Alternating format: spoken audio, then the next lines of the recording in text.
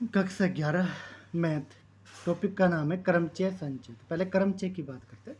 क्रमचय यानी कि जिसमें क्रम का ध्यान रखा जाए।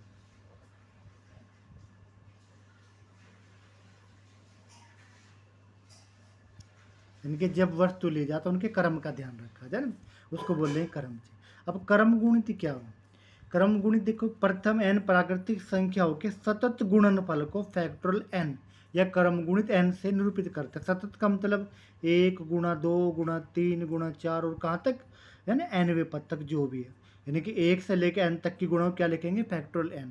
अगर हमें फैक्टोरियल 5 लिखना हो तो 5 से लेकर 1 तक की संख्या गुणनफल क्या होगा? फैक्टोरियल 5। अगर 4 को लिखेंगे फैक्टोरियल तो 4 गुणा 3 गुणा 2 गुणा 1 तो क्या हो जाएगा? फैक्टोरियल 4। अगर हम फैक्टोरियल 5 को लिखे और 5 को बाहर निकाल ले तो 4 पे फैक्टोरियल भी लगा सके, क्योंकि अब यो क्या 4 से 1 तक जा रहा है, किसके बराबर हो गया? फैक्टोरियल 4 के। अगर हम 5 और 4 को बाहर निकाल ले 3 पे, यानी कि कहीं भी ब्रेक लगा सके, अगर घटते क्रम में लगातार हो तो फैक्टोरियल को हम कहीं पर भी रोक सकते हैं। और देखो ये है एनपीआर। ये क्या हो गया? एनपीआर। एनपीआर का मतलब हो एन वस्तुओं में से आर वस्तुएं लेकर बने क्रमचयों की संख्या, और इसका फॉर्मूला ये है n into n minus one, n minus two, n minus r plus one. देखो हमें एन वस्तुएं लेनी आर प्रकार है ना, हम मतलब आर एन वस्तुओं में से आर वस्तु लेनी, ये मतलब हुआ एनपीआर का। अब देख यहाँ होगा, अगर प्रथम वस्तु हम ले, प्रथम वस्तु लेने के प्रकार,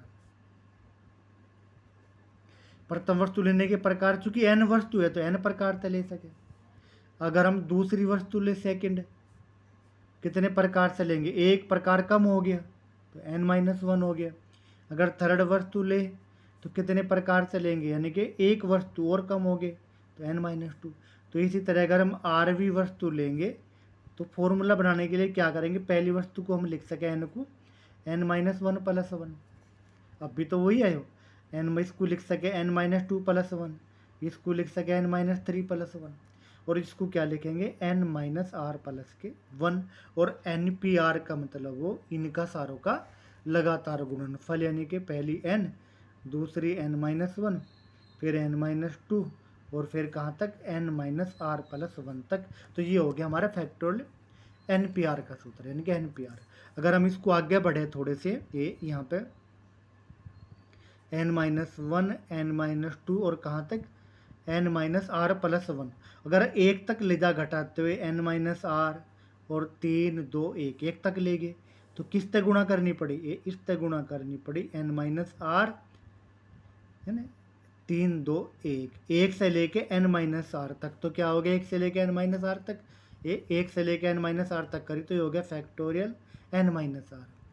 और एक एन से लेके एक तक तो क्या हो गया? Factorial n. तो एन पी आर बराबर एक सूत्र यो बन गया और एक बन गया यू, यानी कि दो सूत्र हो गए एन पी आर के, कोई से तक कर लो। अब देखो यो कह रहा एन पी चार बराबर यो दे रखा, तो एन की वैल्यू निकालनी, देख पहले सूत्र लेके ले करो एन पी आर का, यानी कि एन का फैक्टोरियल ऊपर वाले का, और बटे में इसको माइनस यो कर दो एन माइनस आर इसका फैक्टोरियल। तो इसको अब देखो कैसे करेंगे? एन पी चार तो एन का फैक्टोरियल, और एन में से चार गए एन पी आर का फैक्टोरियल। अब 12 एन का फैक्टोरियल, एन में से दो गए तो एन माइनस दो का फैक्टोरियल, ऐसे लिखेंगे। अब देखो ए इसकी गुणा यहाँ कर देंगे और इसकी गुणा यहाँ कर देंगे, तो एन वाले एक तरफ आ गया, n minus two, n minus four n, और बराबर 12, इससे तो कट गया ये। अब ये बड़ा है तो हमने क्या बताया था? अगर खोलते चले जाए इनको, ये जैसे एन माइनस टू बाहर निकाल लिया, एक घटाया तो एन माइनस थ्री आ गया, एक घटा तो क्या आ गया? एन माइनस फोर, तो रोक दो इसको, तो कितना आ गया? 12, इस तक कट गया यू। तो एन माइनस दो, एन माइनस तीन बराबर 12, हल कर लेंगे, एन की जो भी वैल्यू आ गई वो वैल्यू निकाल लेंगे। देखो अगला है यो एक बटे फैक्टोरियल 6 जमा एक बटे फैक्टोरियल 7 बराबर एक्स बटे फैक्टोरियल 8। सबसे जो छोटी संख्या फैक्टोरियल किसको नुक्का नहीं रखेंगे? देखो 7 को बाहर निकाला, 6 का रोक दिया, और यहाँ एक्स 8 और 7 को बाहर निकाला तो 6 पे रोक दिया। फैक्टोरियल 6 तक गुणा कर देंगे तो क्या होगा? यहाँ पे एक बच गया, ये यहाँ पे क्या बच गया? एक बच गया। यहाँ पे गुणा करेंगे तो एक बटे के 7 बच गया, और यहाँ पे क्या कितना आ गया? यानी कि एक्स बटे के 56 बच गया। अगर हम इसको हल करें तो 7 एकम 7 और 1 8, बटे के 7, 56 गुणा में आ गया बराबर कितना हो गया x, तो 7 अट्ठे 56, तो x का मान कितना आ गया 64 आ गया।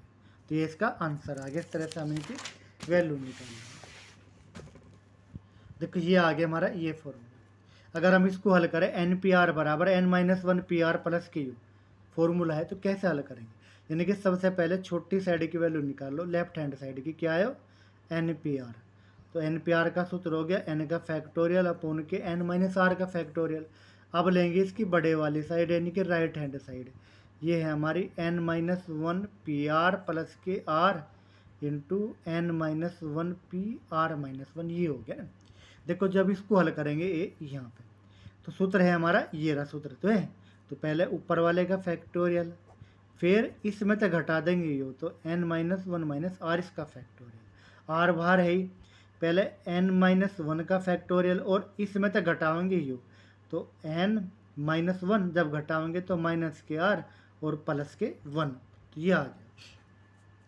अब यहाँ क्या हो गया, 1 से तो 1 कट गया, तो ये बच गया आपका यहाँ पे क्या बचा n-1 अपॉन के n r को पहले रख लिया n-r प्लस 1, और यो r और यो n-1 और कितना बच गया यो बच गया। देखो यहाँ पे जब 1 से 1 गया तो n-r ये बच गया। अब यहाँ देखो बराबर है फैक्टोरियल वाले पद, यहाँ यो छोटा यो बड़ा, तो हमने क्या करा यहाँ पे देखेंगे हमने क्या करा, इसको तो रखा नुक्का नहीं, आर इसको भी नुक्का नहीं रखा चूंकि बराबर है। तो अब यो छोटा है देखो ये वाला, इसको रख लिया ऐसे के ऐसे ही, और इसमें n-r को हमने बाहर निकाल लिया, तो क्या बच गया इसमें तो n-r-1।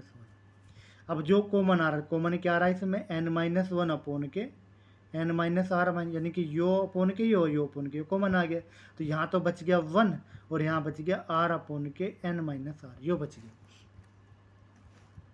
अब देखो यहाँ पे क्या बचा ये वाला देखिए, यहाँ पे यो नुक्का नहीं, n-1 अपॉन के n-r-1 नुक्का नहीं।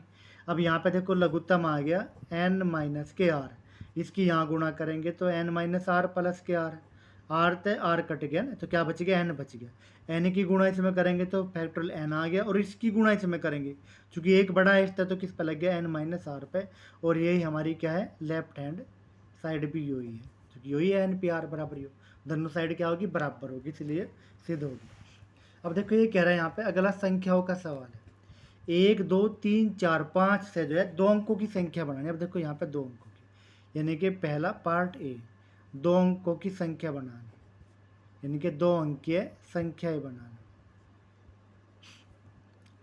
पहला पार्ट यानी कि अंकों की पुनरावृत्ति हो,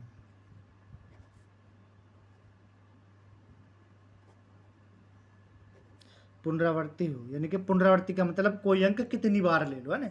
अब देखो 5 अंक है तो कितनी बार ले सके 5, 2 अंकों की संख्या में 2 अंक होंगे, एक अंक इकाई का और एक दहाई का, तो है ना कुल संख्या ही कितनी हो जाएगी, यानी कि इकाई के अंक को भी 5 प्रकार से भर सके और दहाई के अंकों को भी 5 प्रकार से, तो 5 पंजे 25, ये होगी कुल संख्या जब पुनरावृत्ति हो। और जब पुनरावृत्ति ना हो, यानी कि जो अंक ले गया उसको दूसरी बार नहीं लेंगे, तो कुल संख्या है, यानी कि इकाई का स्थान भरने के अगर 5 प्रकार है तो दहाई के कितने हो जाएंगे 4 हो जाएंगे, तो 5 चौक 20, इस तरह ये हो जाएगी ना 2 अंकों की संख्या। अगर हम 3 अंकों की संख्या निकाल ले, 3 अंकीय संख्या,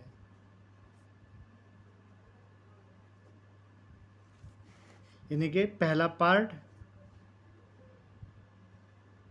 पुनरावृत्ति हो, जब पुनरावृत्ति हो तो कोई अंक कितने प्रकार से ले सके, तो कुल संख्या कितनी होगी,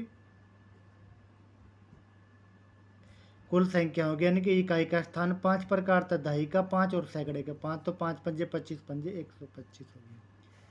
और दूसरे में जब पुनरावृत्ति ना हो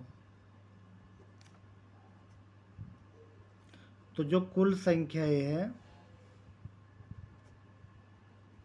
कितनी हो जाएगी, ये हो जाएगी। देखो यहाँ पे पुनरावृत्ति ना हो, यानी कि पहला अंक ले लिया 5 प्रकार था, दूसरा 4 प्रकार था, तीसरा 3 थे, यानी कि इकाई दहाई सैकड़ा इस तरह भरी जाएगी, तो क्या होगी 5 चौक 20 30 60, तो कुल अंक कितनी होगी, कुल संख्या होगी जब पुनरावृत्ति ना हो तो 60, यानी कि 3 अंकों की संख्या बनानी पुनरावृत्ति नहीं है। तो पहला अंक ले लिया 5 प्रकार थे, एक स्थान भर गया।